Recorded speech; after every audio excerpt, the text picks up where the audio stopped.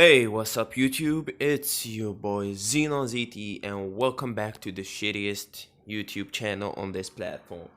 You know the joke right now. And yeah, we're back at it with what if Deku turned into the ultimate weapon part 4. After a lot of consideration, I was thinking about making what if Deku was Sans reincarnation or what if Deku had Sans power part 6 or was it 7? Or what if Deku was an elemental dragon? But I came to the conclusion that I need to do both of this what if and what if Deku turned was an elemental dragon. So be prepared, today is a special what if and it is a special double upload for your asses. So yeah, stay tuned and don't forget to drop a like, subscribe. I think we are at 560 subscribers, so let's get 700 real quick on this bitch. So yeah, we back at it. In the last part of what if Deku 2 was the ultimate weapon, Deku fought against Bakugo and he won at the hero vs villain mock exam. Deku and Momoya and Rosa were declared the winners. After that, every battle went as usual. And yeah, we stop at that. And we come back to after that battle. Deku got into the conference room with All Might and all the students, and everybody was praising him, especially Kirishima, Kaminari, Momo, and Uchaku Uraka because of that amazing win. And yeah, even Bakugo gave a smirk because he did not lose on purpose. He fought to his best and he lost. But Bakugo's still a stingy ass bitch and he felt down. So yeah, All Might congratulated him for not using his full power and not going full ham on Bakugo's ass and killing his motherfucking ass. So yeah, everything went cool and dandy. So yeah, after that, All Might, after more classes and more studying, Deku started feeling a bit normal. His speech like a robot started getting better. He's speaking like a normal teenager right now. And his feelings still not completed. He feels anger, sorrow, and happiness at some times, in some points, and love. But yeah, there's still some feelings he did not feel, like pure, unadulterated rage. So we get back into it. After that, Aizawa Sensei came into class and told them to get their hero costumes back and let's head out to the USJ. Everybody prepared for it, and yeah, in the bus everybody started talking, and yeah, Momo was sitting next to Deku and everything went like that. They started creating small talks. Deku was impressed with Momo's creative ability, and yeah, everything went like that until they reached the USJ. In the USJ, they were welcomed by the hero 13, and 13 told them that a big part of the hero life is the rescue and stuff, and some of the students were fangirling and fanboying over the hero 13. Yet Deku did not understand the meaning of rescuing. He is used to killing for the job. He is like a robot. Ask him something and he will do it if you have the authority over him. And Aizawa was talking to 13 and he told her that All Might won't be here because of his hero work, if you know what he means, turning to small might form. And yeah, that went like that, and then boom, everything went dark. A huge, musty ass cloud of darkness popped out of nowhere, and it was Kurogiri. Popping with him the villain, the League of Villains, which is Shigaraki, the Nomu, Kurogiri, and 1,000 low-tier villains. The Aizawa was quick thinking, and he told the kids to get back and let him handle it. Then he looked at X, and X said, "I know what to do, sir." And then Aizawa said, "Glad I'm here with you, kid." And then said, "Same here, same here, friend." And they got into battle position. Kurogiri jumped behind them, and he straight up wrecked 13, and he scattered every children except for Aizawa and X. X lunged into battle, popping his claws, going for. Before that, Aizawa told him no killing, even if they are villains, don't kill, no matter what. Aizawa and Deku lunged at the villains. Aizawa using his wrapper, his carbon fiber steel steel thing to tie the villains and smack them around. Deku using his claws to rip into them and cut some of their legs so they can't move or maneuver, not fatally wounding them but incapacitating them. So yeah, it went like that for a moment, and then Kurogiri found the opening and he straight up swallowed Deku, throwing him into an unknown place where he found a bit of some of the classmates and he helped them in battle. And it kept like that for a couple minutes, and then the one and only Ida went rushing for All Might. And after that, Deku, after helping the kids all over the place, he told them to get up and get out. And then he, at the last moment, peeked to see the Nomu wrecking Aizawa up.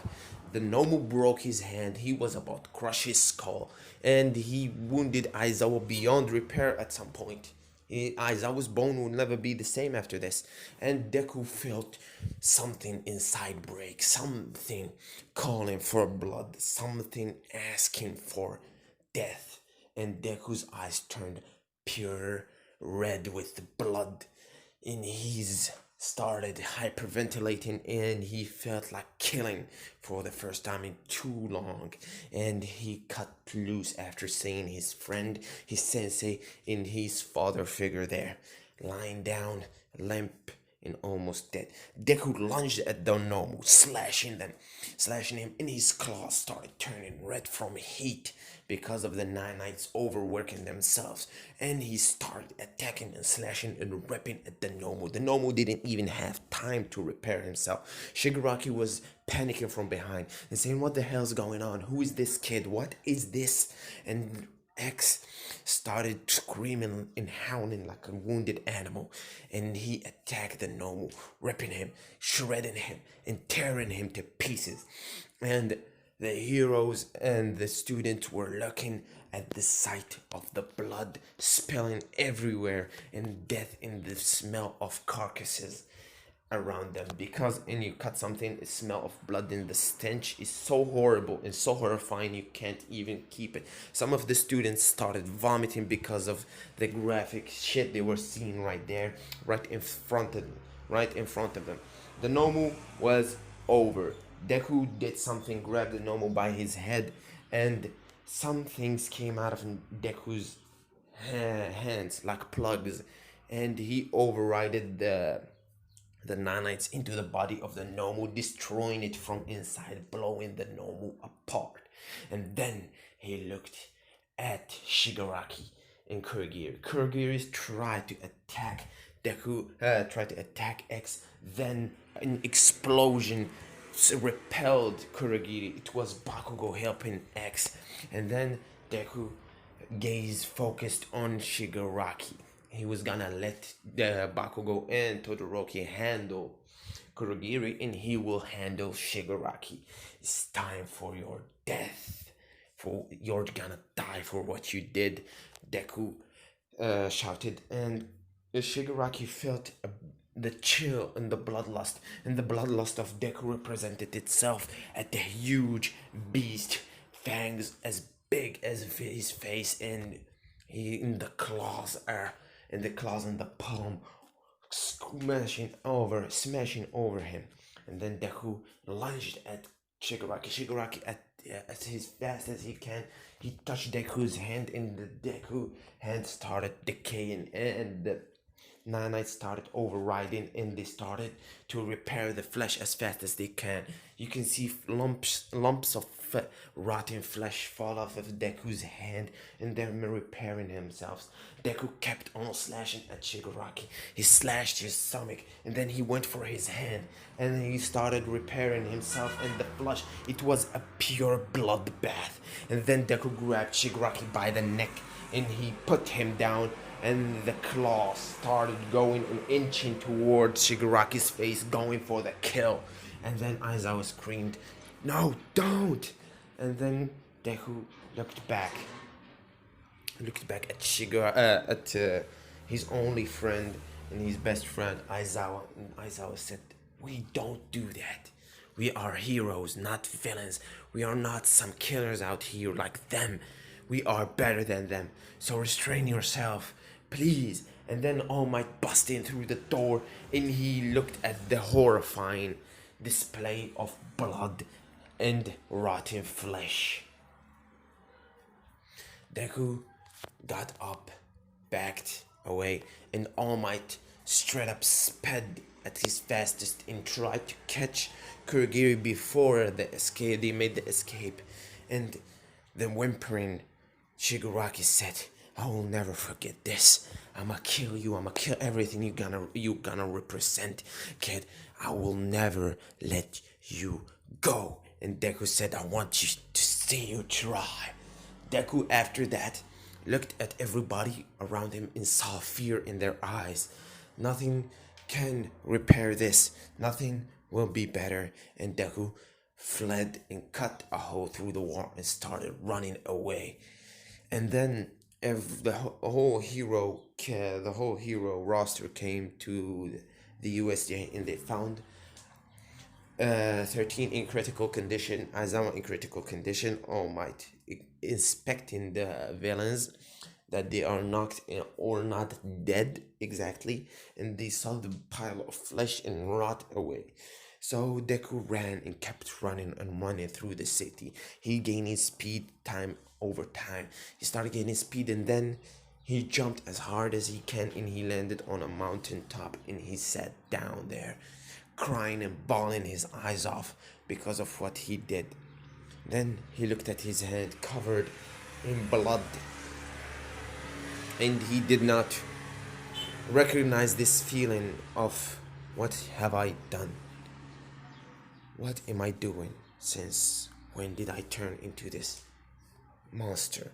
And the thoughts kept on going like that.